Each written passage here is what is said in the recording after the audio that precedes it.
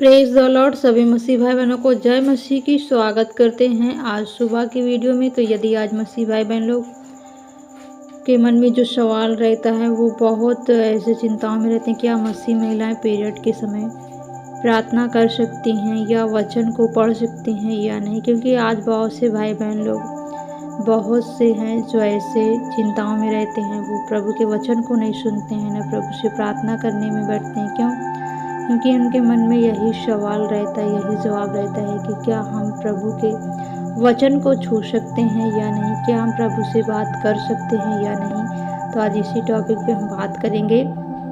आप लोग प्रभु के वचन को पूरा सुनेंगे, वीडियो में अंत तक बने रहेंगे ताकि आपको सही जानकारी मिल सके। परमेश्वर का वचन क्या हमें पढ़ना चाहिए या नहीं, क्या हम प्रभु की प्रार्थना कर सकते हैं या प्रभु की आराधना में शामिल हो सकते हैं या नहीं, क्योंकि बहुत से भाई बहन लोगों को यही लगता है। क्योंकि परमेश्वर का वचन कहता है, हे सब थके हुए लोग, होश से थके हुए लोग मेरे पास आओ। आज हम यदि समस्याओं में हैं, दुख में हैं, तो क्या हम प्रभु से प्रार्थना नहीं करेंगे? आप पीरियड है तो क्या आप प्रभु के भवन में नहीं जाएंगे? क्योंकि दुख ही के लिए प्रभु ने चंगाई और छुटकारा दिया और दुख ही में लोगों को जो पड़े थे उन्हें छुड़ाया। जैसे आज जानेंगे प्रभु का वचन क्या सचमुच हमें इजाज़त नहीं देता कि हमारे जीवन में यदि कोई समस्या है और हम पीरियड है हमें, तो हम क्या प्रभु के पास नहीं जा सकते। आप आगे जानेंगे कि प्रभु का वचन क्या कहता है। यहोवा का वचन सच्चा है और उसका सब काम सच्चाई से होता है। यहोवा का वचन क्या है? सच्चा है और उसका सारा काम सच्चाई के द्वारा होता है। यदि हम सच्चे मन से विश्वास करते हैं, सच्चे मन से प्रभु के करीब जाते हैं, तो वो परमेश्वर हमारी दुआओं, हमारी प्रार्थनाओं को सुनेगा।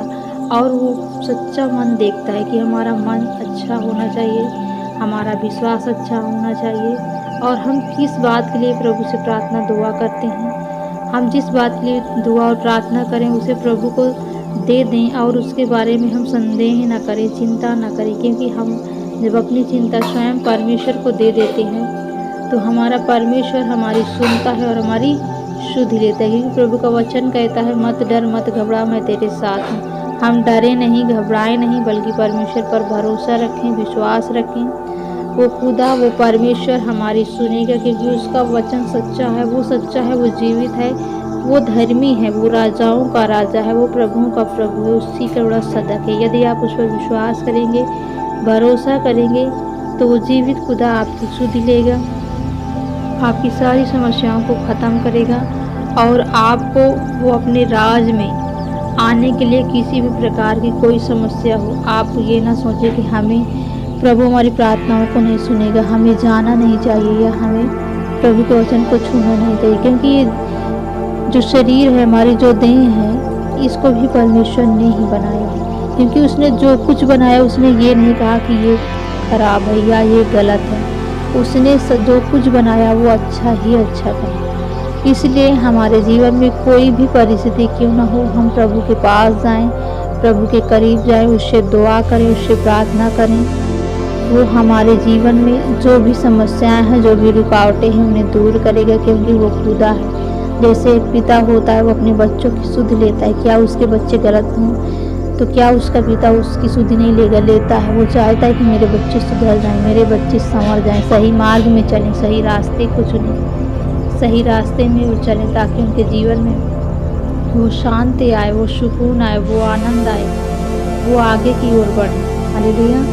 क्योंकि प्रभु का वचन कहता है, यदि घर को यहोवा न बनाए तो उसके बनाने वाले का परिश्रम व्यर्थ होता है। उसी प्रकार यदि हमें परमेश्वर ना बनाए, ना नियुक्त किया होता, तो क्या आज हमारे जीवन में जो कुछ है वो होता नहीं होता। क्योंकि परमेश्वर भला है, उसी को स्मरण करके सब काम करना, तब वह तेरे लिए सीधा मार्ग निकालेगा। तो हम परमेश्वर को स्मरण करके सारे काम काज करें, जैसे नीति वचन 3:6 में कहता है।